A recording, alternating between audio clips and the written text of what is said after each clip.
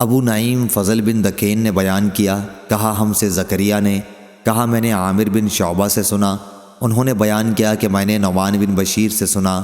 کہ نبی کریم صلی اللہ علیہ وسلم نے فرمایا، اللہ کی حدود پر قائم رہنے والے اور اس میں گھس جانے والے یعنی خلاف ورزی کرنے والے کی مثال ایسے لوگوں کی سی ہے جنہوں نے ایک کشتی کے سلسلے میں قرار ڈالا، جس کے نتیجے میں بعض لوگوں کو کشتی کے اوپر کا حصہ ملا اور بعض کو نیچے کا۔ پس جو لوگ نیچے والے تھے انہیں دریا سے پانی لینے کے لیے اوپر والوں کے اوپر سے گزرنا پڑتا۔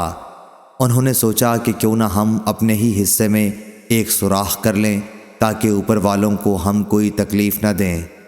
اب اگر اوپر والے بھی نیچے والوں کو منمانی کرنے دیں گے تو کشتی والے تمام ہلاک ہو جائیں گے،